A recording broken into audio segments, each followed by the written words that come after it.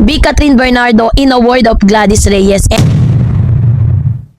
Kang aktres at kontrabida icon na si Gladys Reyes sa usapin. Naramdaman niyang hindi na ito tugma sa kanyang personal na paniniwala at prinsipyo, pinili niyang umalis.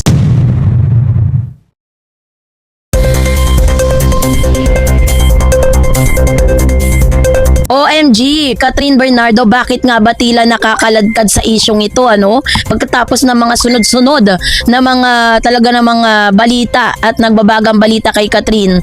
Ngayon naman, dito naman kinakaladkad yung pangalan niya. So yan ang ating pag-uusapan maya-maya lang. But before that, if you haven't updates. So bakit nga ba pinag-uusapan si Catherine Bernardo? At meron pong kataga na B. Catherine sa mundo ng mga Gladys Reyes.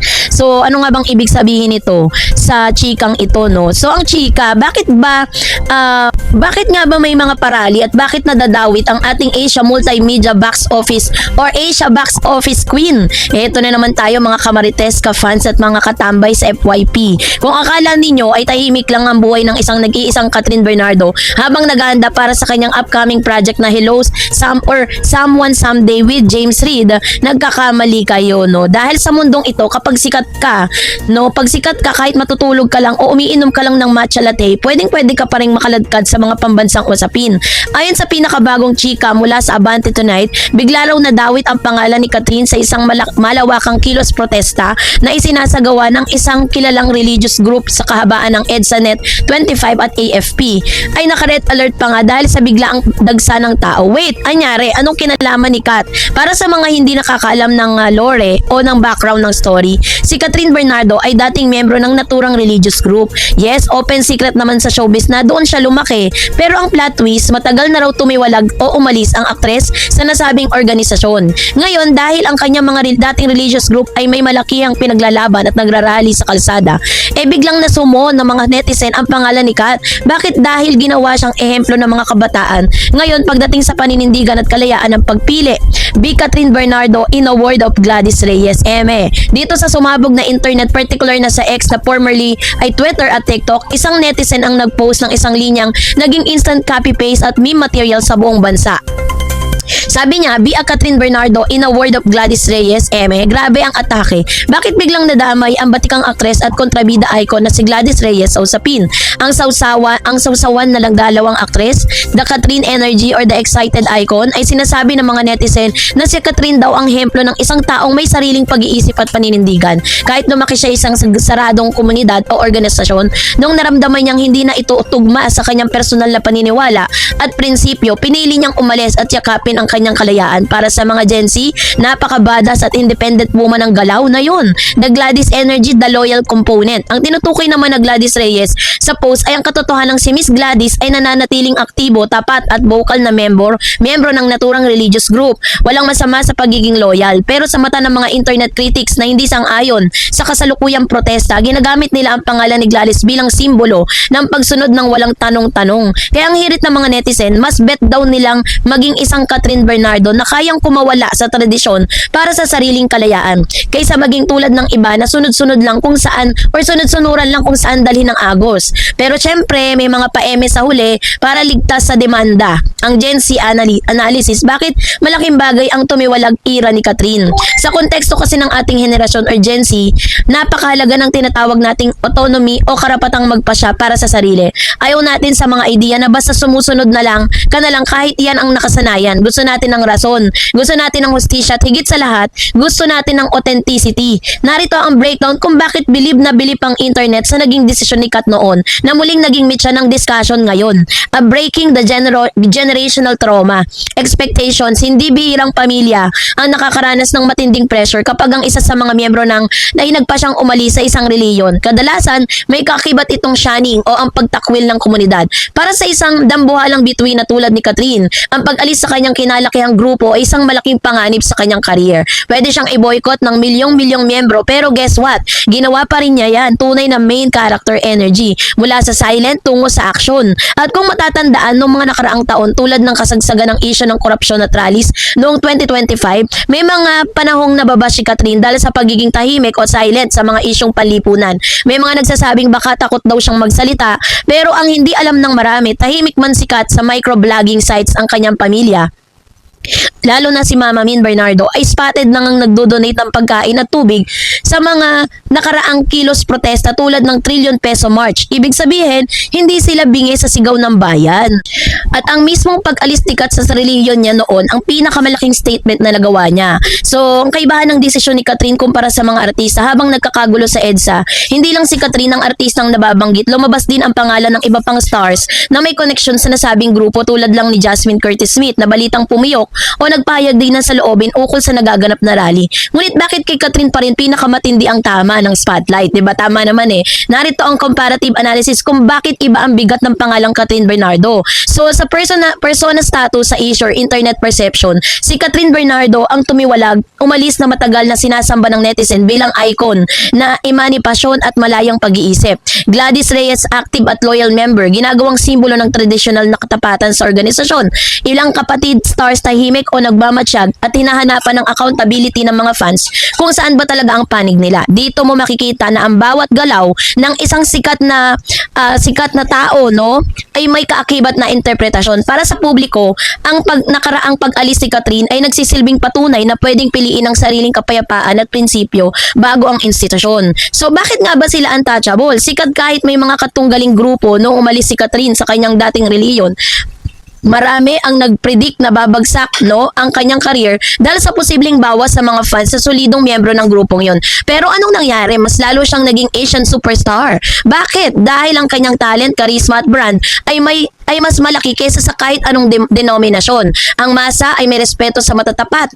Nakita ng mga tao na hindi nakikisali si Catherine para lang sumikat. Ang kanyang mga endorsement, pelikula at serye ay tinatangkilik dahil magaling siyang artista at mabuti siyang tao.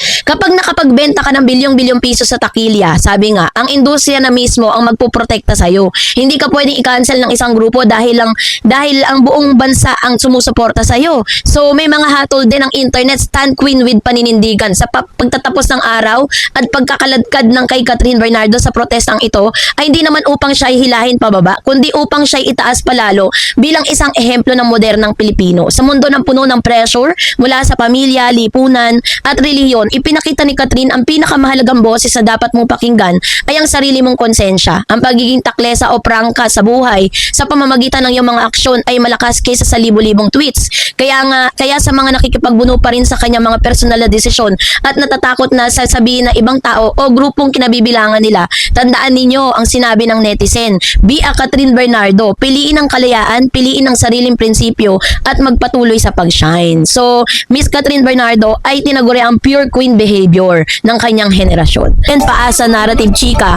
na ginamit lang umano si Alden para sa PR ng kanilang reunion movie habang lihim na nakikipagkita kay Mayor Mark. Man sa mga malalaking events, naging civil na lang ang pakikitungo. Hi, hello, congrats sa movie, sabay lipat sa ibang table. Marami ang nakaramdam na pinaasa o ginamit si Alden bilang shield o panakipbuta sa totoong namamagitan sa kanilang ng mayor.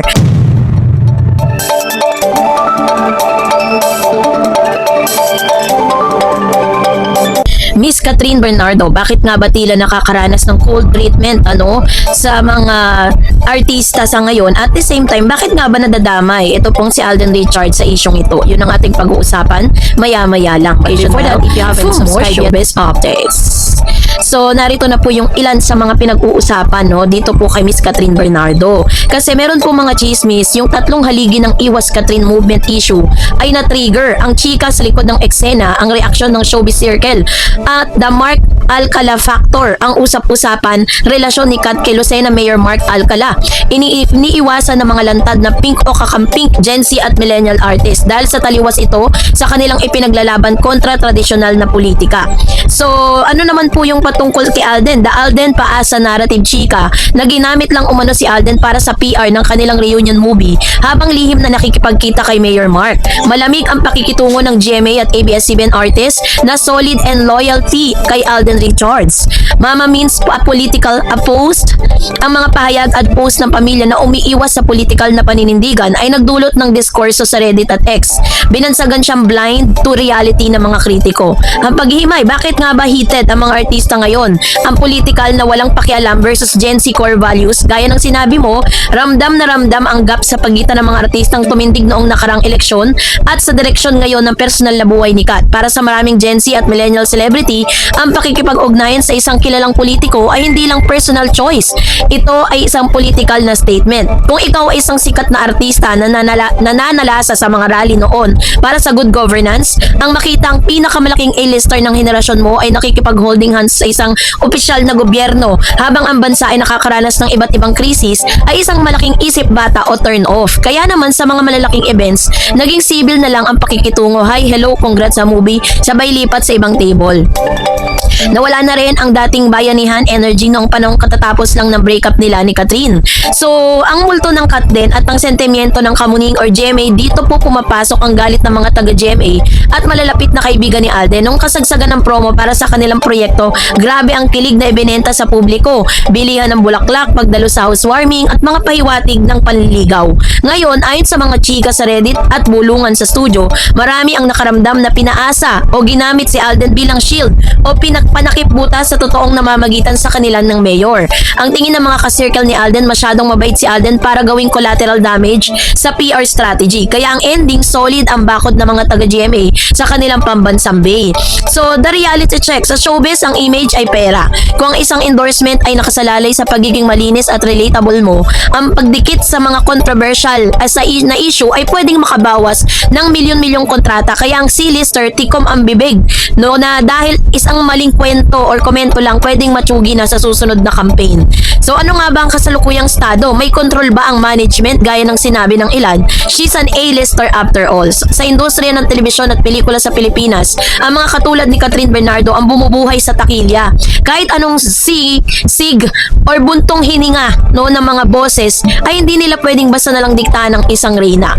Ang kaya nilang gawin ay maglatag ng damage control gaya ng pag-iwas sa mga direktang tanong tungkol sa politika sa mga press con at mag-focus sa kanyang mga solo project at endorsement. So sa huli, habang ang pamilya Bernardo ay tinuturing na normal na drama lang ang ingay sa social media, ang showbiz landscape ay patuloy na nagbabago. Ang dating pagkakaisa para protektahan ng isang broken-hearted na reyna ay napalitan ng kanya-kanyang bakod para sariling prinsipyo at karera. So ito ay isang nananatiling kwentong buhay mula sa gilid-gilid na industriya. So wala tayong personalan, puro chika lang. And of course, eto na no, pag-usapan din natin yung tungkol naman sa collaboration nila ni James Reid. Ang James Reid collab at ang lumalalang ilagan sa showbiz circle. Ito na yung part 2 ng ating deep dive. Dahil mukhang hindi pa sapat ang tsaa kung sa tingin natin ay masalimuot na ang issue kay Mayor Mark at Alden, pumasok pa sa eksena ang panibagong pasabog, isang big time na collaboration project sa pagitan ni Catherine Bernardo at James Reid.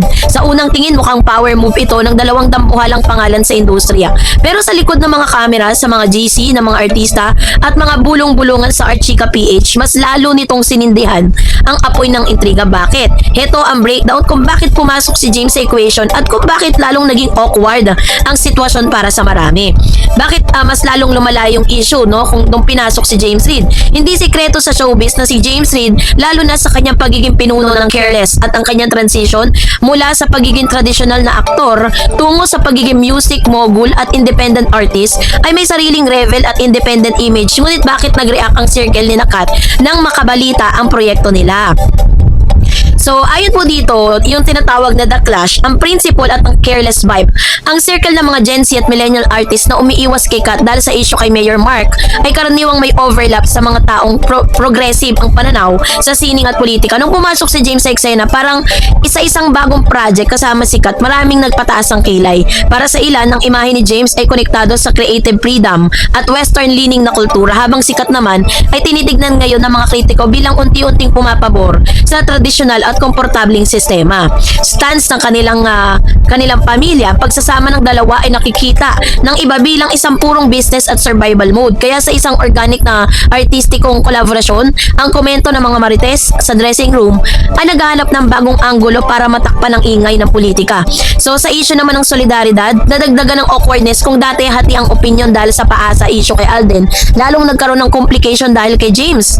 Alam ng lahat ang controversial na kasaysayan ng mga naging talent at umalis sa pamamahala ni James sa nakalipas na mga taon. So yung pagpili ni Kat na makipagtulungan sa kanya ay nagbigay ng impresyon sa ilang taga-industriya ng kampo ni Catherine Bernardo ay handang makipag-alyansa sa kahit sinong malaking pangalan. Controversial man o hindi, basta manapamanatili lang ang kanyang estado bilang nag-iisang reyna. So, bulong mula sa ABS-CBN Insider, sabi diyan, kanya-kanyang kampi na talaga ngayon. Kung solid Alden ka, maiinis ka sa nangyayari. Kung anti-trapo ka naman, maiinis ka kay Mayor ngayon. Pati yung mga may ayaw sa pamamalakad ng careless o mga loyalties na nakaabang na kampo ni James, nadagdag pa sa mga umiiwas, ano? So, kung nagbubuntong hininga mga boses noon dahil sa Alcala issue, ngayon ay mas pinipili na lang nilang maging pragmatiko. Ang tambalang Catherine at James ay garantisadong pag-uusapan, magdadala ng pera at mapapanatili, no, ang ingay sa social media para mapunuan yung negosyo pa rin ito. Samantalang yung mga C-lister artists ay lalong napapakamot sa sulok kung dati takot silang madamay sa isyong politikal. Ngayon ay mas lalo silang umiiwas magpakomento dahil parehong power players sina Kat at James. Isang maling parinig mo lang sa X o thread tungkol sa kahit alin sa dalawang to, pwede kang mawala ng guesting o maban sa mga malalaking event ng network. So ang hatol ng netizen, strategize distraction. Sa huli, ang pagpasok ng proyektong ito kasama ni James Reid ay tinitignan ng mga mapanuring mata sa Reddit bilang isang mahusay na PR deflection. Sa tuwing magiging masyadong mainit ang pangalan ni Kat sa usaping politikal o sa past issue nila Alden bilang may ilalabas na malalaking anunsyo ng bagong trabaho para mabago ang takbo ng usapin ng mga tao. Ngunit kahit anong takip ang bagong proyekto, ang malamig na pakikitungo mula sa mga kasamahan ng industriya sa mga dumaranas na awards night at gala ay mahirap itago. Ang tanong ng marami, hanggang kailan dalhin ng box office queen status ang bigat ng mga personal political na isyong nakapaligid sa kanya? Muli, mapanatiling malamig ang ulo. Ito yung nananatiling mainit na tsaa mula sa kusina ng showbiz. So marami talagang kumbaga parang hindi maunawaan, no, kung bakit nagkakaganito, no. Kasi parang mula nang napag-usapan si Catherine at nakonek kay Mayor Mark, nagkagulo na ang lahat.